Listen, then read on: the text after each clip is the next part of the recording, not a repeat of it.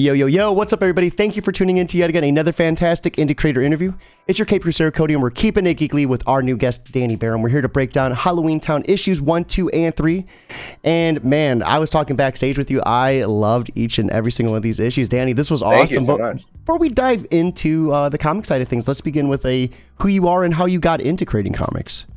Yeah, well, I currently live in the LA area, but I'm originally from a small town on the East Coast in Connecticut. I grew up there, so you see a lot of that in my writing, kind of small town settings. And yeah, I grew up loving comics. Was a big fan growing up. I was a big DC Comics kid. And I'd always wanted to write comics, and I kind of moved out to LA, got into screenwriting, tried to get my foot in the door with that, and still trying to do that. And so that was a lot of my time and energy for a while.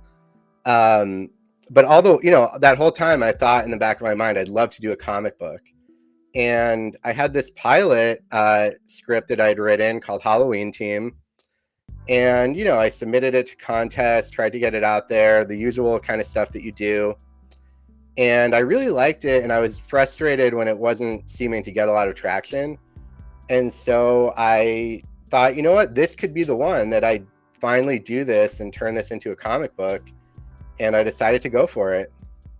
It's gorgeous. Can we give a little bit of a shout out to the other part of the creative team involved? Yeah, 100%. Matt Schultz is the artist on this. He's fantastic. He's doing everything. He's doing pencils, inks, colors, letters, covers. So really a jack of all trades. It's not often that you see that. And so I was really lucky to find him as a creative partner on this. We actually just connected through an online forum. Shout out to Connecting Comic Book Writers and Artists on Facebook. I think I'm actually a part of that group. Yeah, I don't know what the success rate is on that group, but I got lucky that I found a great artist from it. And, there's a lot of like spam you have to kind of go through when you're on there, and just kind of shady characters. But I think Matt stood out because he seemed very genuine, and we had really good back and forth emails. And I knew I needed somebody who was going to be like a creative partner on the comic to do the world building, help with the design of the characters, the logo, all of that. So that was a big factor for me, aside from just the art itself, but knowing I would have that good collaborator in Matt. No, that is awesome. And there's just that one scene in particular, the dance, we were talking about it backstage, and it was just like so visually striking. The colors, the way characters were highlighted with different colors to like emphasize like the lights. It was just mind melting. I mean, I love Matt's work in this. It is so gorgeous. So let's get back to you a little bit. You are notorious. I did a little bit of digging up. Notorious with your scripts. I mean, I've seen nothing but high praise. Well, the Blacklist, I think it's like a Twitter account. It has like 140,000 followers. Like named you one of the best scripts, or the readers named you one of the best scripts during that year. A phenomenal job on that. We were talking backstage. So like Once Upon a Time, 2007, a short film that you co-wrote as well. That one was not very good. How much of that did you use to like kind of just like help carve the way into creating comics? Well, definitely just screenwriting in general. I think it's one of those things similar to comic writing. It's all kind of related, and just over the years writing and plugging away at it, improving my craft. You really grow as a writer as you do that, and you become more confident as a writer. You explore different genres, you sort of find your voice. So I do think it's applicable, where by the time I was working on Halloween Team, I felt pretty confident in my voice as a writer.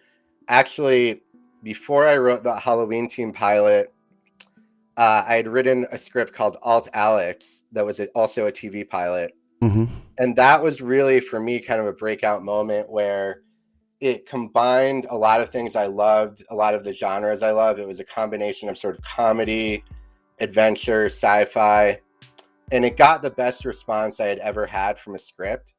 And so after that, I was like, all right, Halloween Team, or Alt Alex is sort of the template. And with Halloween Team, it was originally intended to sort of be like a follow-up to Alt Alex, where it's like, hey, if you liked Alt Alex, you'll also really like Halloween Team. And for whatever reason, it didn't seem to resonate quite as much. You never know with screenwriting. And so that was one of the things where I thought, okay, you know what? I really like Halloween Team, so I'm going to do it as a comic. And actually, it's interesting. A couple of years ago, I was at Comic-Con in San Diego, and I saw a panel from one of my favorite comic writers, Pete Tomasi. And I was a big admirer of stuff he had been doing on Superman at the time. He sort of like really, you know, put the John Kent character on the map, loved what he was doing there. And he was talking about how, as he had been doing more and more screenwriting, he had begun writing his comic book scripts in screenplay format. And it sort of was like a light bulb moment for me where I was like, oh, okay. Because I had been struggling to find the time. Like, okay, if I want to get into comics, how do I balance that with screenwriting and everything else? And it was sort of a light bulb moment to think like, I could take some of the material I have and readapt it, but not worry so much about like the format and like learning a whole new format of comic book writing.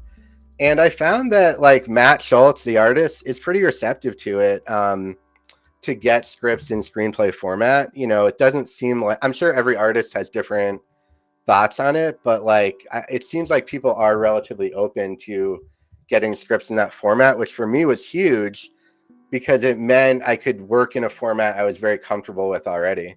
And it felt like you guys had a really outstanding and cohesive relationship, even from issue 1 all the way. I mean, issue 3 was just a chef kiss. I loved, you know, everything that happened in that. But like throughout all the issues, just felt like that relationship between you guys was just phenomenal. So the start of issue 1 was just, I loved it. You know, a time before cell phones. I think we all remember that, right? Like where you didn't have to get on Facebook or MySpace or whatever to see where your friends were. You just looked in the front yard, seeing where the bicycles were, and you're like, okay, that's where the crew is. Like, you know, was that your inspiration for some of this, or like where did that fondness come from? A little bit. I think it's very specifically that sort of like elder millennial generation that I'm a part of. The elders.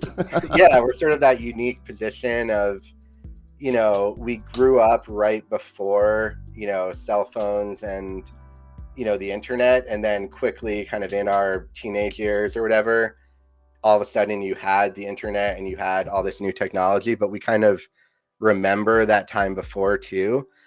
And I thought a lot about that because the whole theme developed of this story of being like this group of kids that was friends and had all these adventures when they were kids.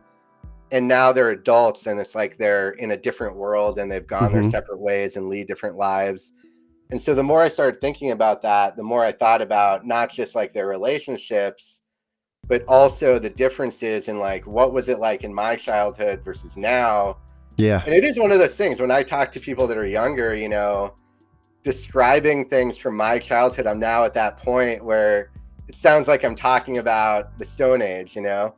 I'm still like, shocked and appalled you said we were elders. Like, I'm still trying to get over that. Like the elder millennials and like the young millennials, where I feel like it, like, you know, I have a younger brother and just a several year age difference between us. You know, sometimes it does feel like we're of different generations, even though we're technically both millennials. And so, you know, I use the term elder millennial to be like, you know, those of us maybe in our late 30s, things like that. But yeah, you know, that was kind of a whole, because I was just telling someone else recently, like when I approach a story, I kind of think about the plot and then the theme, and you kind of see how all those, how those tie together. And so with Halloween Team, there was a clear idea of like, okay, the plot is, you know, these kids who grew up together. They solved mysteries in their small town. They fought monsters and magic and demons. And now they're grown up and, you know, there's a new mystery that brings them all together. So that was kind of the plot. But then there was a lot of thematic stuff that tied into that, like I said, of what is it like when you're of that certain age? Because I feel like there's, you know, especially now, when you're like in your 30s, there's sort of that weird period where nowadays everyone's in like very different stages of life. Oh yeah. Where, one friend is like married and has, a 6-year-old kid. One friend is still out like partying every night. Mm-hmm. And you might be like, for me, I was probably like somewhat in between that. But, it was sort of reflecting on that, of this group of friends who reunites, and they're now all in very different parts of life. And it's sort of that theme of like, can you go home again? And, the main character, or sort of the initial character we meet, Tommy, he's very much that guy that's sort of stuck, and he's very nostalgic for how it used to be. And he wants nothing more than to get this team back together again. So he's sort of like the gateway character to all of this. Yeah, there's some sort of science, like the older we get, like we stop seeing things as colorful. Like that's why when you try to remember things back from your childhood, everything just seems so much brighter and prettier and everything. It's like the older you get, the less dopamine hits you get from that. And it's I love just like the abrupt pivot, from their childhood to Tommy just being stuck in a tedious 9 to 5, barely has time to do anything and enjoy, barely even has time to watch Netflix. I just loved, because that just hits home, right? Like you grow up so carefree and fun as a child, just to get hit with the harsh realities of like, hey, I'm gonna be stuck with a job that I might not like, might not enjoy. This isn't like anything like it used to be. And I think you kind of really like struck it home. Thank you. Yeah. And especially like moving out to LA like I did, and it's a place where everyone is striving to achieve those sort of childhood dreams, but it's easier said than done. And so that definitely informs some of my, it was almost kind of like a weird, not like whatever the reverse of a fantasy is, but like, like sort of like what would have happened to me in some ways. I thought about if I had stayed in my small town and not made that move to LA, what would it have been like? And it's something I think about all the time, of like, because it's not easy to decide to uproot yourself and move to a big city and start that whole life. And so, you think about a lot like, well, what would it have been like if I just stayed in my town and, kind of made a life for myself there? So that's a little bit of the what if that I put into the character of Tommy a little bit. Well, we also kind of see that sprinkled with his friends, right? Like Tommy was the one that stayed while everyone else was the one that moved to new beginnings, it felt like. Exactly, yeah. And, Matt Schultz, the artist, also did a great job of, he has that sort of cartoonish, almost like nostalgic Saturday morning type of style to his art, which I thought was a great fit, because it's not like a kid's comic. It's really for adults, but it has that sense of nostalgia in the art, everything from the logo to just the overall feel of it, to evoke that sort of like nostalgic point of view, that kind of Saturday morning cartoon type of feel that I thought was really cool. And it's not something that I was originally looking for per se, but when I saw Matt's art, the wheels started turning of like, oh, this is interesting. This could be like a really interesting feel for the book. So real quick, for anyone that is watching, right here is a link. You can actually pick up issue 3. Right now, all the issues are available, but the latest is right there. Be sure to go to Amazon and pick it up today. If you're unable to, just simply putting it on Facebook and Twitter is 100% free. Word of mouth helps a ton. Yeah. Now, I mean, there is a huge cast of characters in this. There is a lot going on. Things are about to hit the fan. Like, this is the 3rd of 4 issues, if I'm not mistaken, correct? So, I mean, like what, and you're hitting me kind of a little late in the series. By the 3rd issue, did you crowdfund or kickstart any of these, or what was the process of creating these comics? Yeah, I thought a lot about the best way to go about it, and I decided not to do the Kickstarter route. I know a lot of people that have done it, and I think I just got to a place where I really wanted to get the book out. And I sort of put some money aside. I had found a great artist in Matt that, had a reasonable rate when I talked to him. And I was like, okay, I could figure out how to make this work. I kept it to 4 issues to try and keep it reasonable, again, manageable from like both a work perspective and a financial perspective. And then I was like, you know what, let's just do it. Let's just get it out there. I had this sort of dream of like getting out the first issue by October of last year for Halloween. And I was really adamant that we should do that. So yeah, I mean, the tough part is like, there's so much more story I'd love to tell. And if I had my way, this would be like an ongoing series. Mm-hmm. Because there's so many stories I could tell within this universe, and I'd love that opportunity. But I think, to be realistic, it's not sustainable if you're just self-publishing a comic to do that. So I was like, all right, let's keep it to 4 issues. It's going to be one story, but we'll leave it kind of open too, so that there's plenty of room, if we get the chance to tell more stories. So, holy crap. Like I said, you hit so many bases on this. Like, bouncing back to Tommy too, I really love his character. What kind of went into his creation for you when you started scripting these characters out and bringing them to life? What made Tommy the protagonist for you?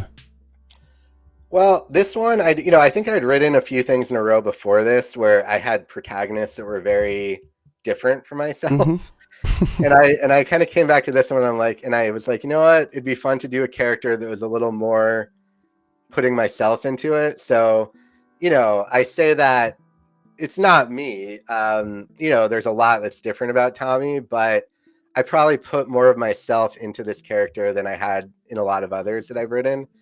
And it's that, it's sort of that, like I said, being in that stage of life where some friends are going one way, some friends are going another way. Mm-hmm. You're kind of trying to figure it out. Like, I myself have worked a long time in a more kind of corporate job that has, its pluses and minuses, but certainly it can be tough to be in a cubicle all day when you have these big dreams and want to do all this different stuff. And so there's a lot of that, and that, my observations about corporate life, and, some of that went into the character. A little bit of it, like I said, is fantasy too, though, because, I was saying to somebody else recently too, like, when I was a kid, I loved comics, I loved sci-fi. I didn't know a lot of people that were also into that stuff. Yeah. At the time. Like, I was kind of in my own little bubble of, being a nerd. Well, back then, you were shunned for it, or like if you were young enough, like beat up for it, like, you know what I mean? Like, being a geek back then is not the same as being a geek today. Like, I don't know. I'm not trying to gatekeep here. I'm just saying. I'm just saying. Totally, you got. It's cool now. It was kind of like a secret society of, like, if you ever saw someone, reading a comic book, it was like, oh, I got to talk to them. Like, they're in. Yeah, they're one of us. And so it's a little fantasy of, like, what if you did have those group of friends that were all into the same thing? And in this case of Halloween Team, it's sort of horror. And the other thing too is, this is an aside, but, growing up, I was a huge fan of the show Are You Afraid of the Dark on Nickelodeon? Mm-hmm. And that was obviously like a big reference point for the show, like the initial, or for this comic.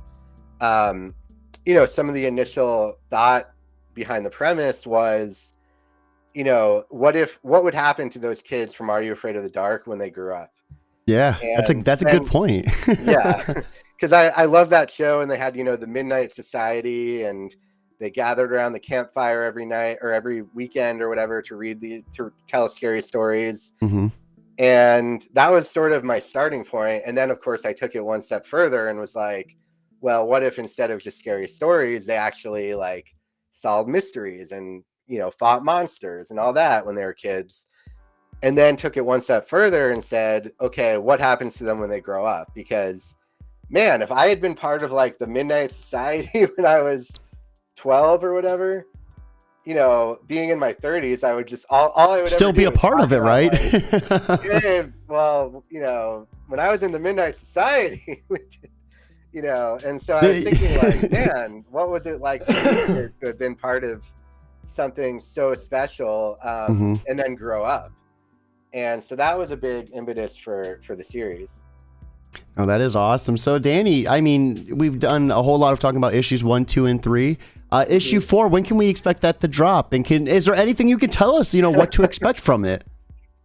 We're hoping pretty soon. So tentatively early June is when we're hoping for, but you can follow me on Twitter at Danny Baram, or you can follow at Halloween Team 22, and always posting any updates as they come in. Like I said, Matt is doing, all the art. So it's a very intensive process on his end. that, takes some time. So he's working diligently to finish up issue number 4. And that issue is going to be a huge blowout. It's sort of a slow build. Like each issue kind of builds upon the last and gets like more actiony, more, you understand more of the overarching plot and the stakes get bigger and bigger. 4 is just kind of all out action and craziness where our heroes are finally reunited. They've figured out this kind of conspiracy going on in their town. There's magic, there's demons, there's, cults.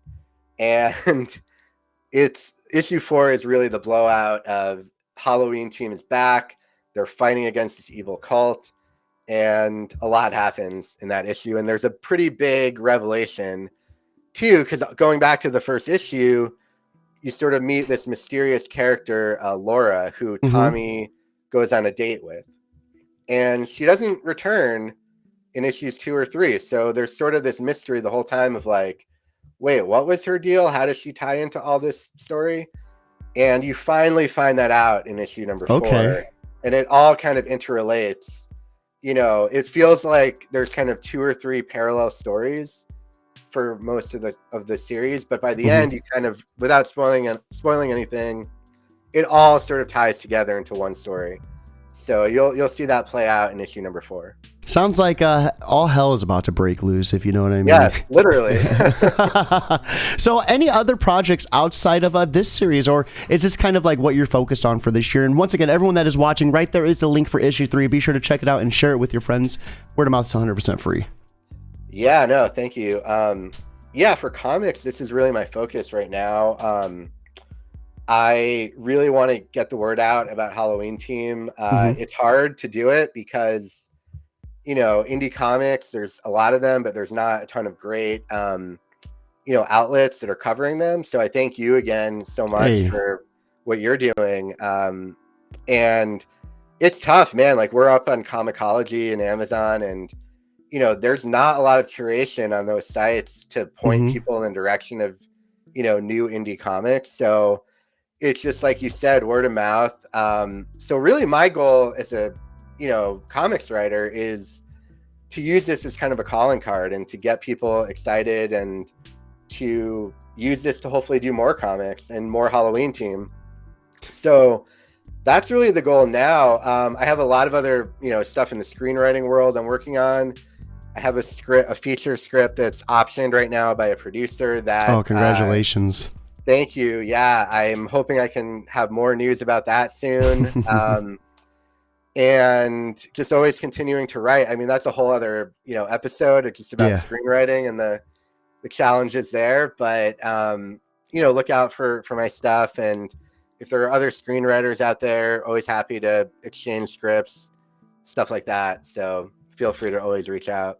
And once again, the link to find Danny is in the description below if you're watching on YouTube or Facebook. If not, once again, just check out Danny on Twitter or check out me on YouTube and Facebook and check out the description. You can find the link right down there. So Danny, before I let you go, just a couple more things. I always love ending the show on a strong note, and that is with a little bit of advice for anyone who is looking to dive into maybe writing a script for the first time. What would be something you could offer them to kind of help them get started on the right foot? For script writing, I would say read scripts. So, you can find them much more easily now than you used to be able to. You can go online, you can find, Oscar-winning scripts, you can find genre scripts. I would say just go find them, read them, see what works about them, look at the aesthetics, the stylistic trappings of these scripts, and copy the best, That being said, in terms of your ideas, be original, but read other stuff and really analyze like what worked, what didn't, enter some contests, get feedback from people. Twitter and social media is a great way to, for free, just connect with other writers and exchange scripts, give each other feedback, just kind of get a sense of where you stand and just know that that first script, maybe those first couple of scripts are going to be a little rough. It really just takes writing it, writing multiple scripts over a period of literally years to get to that point where you really find your voice. So keep at it. And with comic writing, when you're looking for an artist, like I said, find a good collaborator. because it's so important. Like, I spent so much time with Matt just figuring out the look and feel of the comic and talking through the characters. And that's invaluable. So just find a good artist is the biggest thing, I think. Some sound advice there. And I think, especially with script writing, consuming the material you're trying to create helps. You know, if you want to write comics, read comic books. If you want to write movies, you know, read the scripts and then watch the movies, right? Like, yeah, people can tell when you're, I mean, you know, especially being here in LA, there's always people that are just kind of like, oh yeah, I have a script, I'm going to turn it into a comic. And I get that. Like, when I tell people that was the origin of Halloween Team, some people are like skeptical of that because, you know, you have that image in your mind of this like screenwriter who's just creating a comic because they want it to become a movie. And that, you know, I try and like, I definitely am a lifelong comic book fan. One of my dreams has always been to write comics. I've gone to like San Diego Comic-Con every year, WonderCon in Anaheim every year. Like, that's what I'm so passionate about. And, you know, I think you have to have that passion and put it into what you're doing. If you're just putting something out there because it's like a roadmap to something else, people can tell. So, you know, put that passion into everything that you're doing for sure. Absolutely. So, Danny, what are you consuming lately? You know, comic books, movies, video games. You know, let's chum it up a little bit. Yeah, I mean, I read way too many comics. I buy so many. I need to cut down. What am I reading lately? I just was reading the new like John Kent Superman stuff from Tom Taylor, who is one of my favorites. I love what he's doing with that, with Nightwing. Killing it on Nightwing. I like since like, oh my, I've been reading Nightwing. I forgot since when, but it's been such just gold every single issue. Yeah, there have been a lot of good runs on Nightwing too, going back to like Chuck Dixon and those days. This is right up there with one of the all-time runs on Nightwing with Tom. I would say so. I would agree. Yeah, and him and Bruno just kill it. Yeah, it's just they're a pair, inseparable. Yeah, actually, one of my big like inspirations in recent years in comics writing has been Kelly Thompson. I love what she's doing with Captain Marvel for Marvel currently.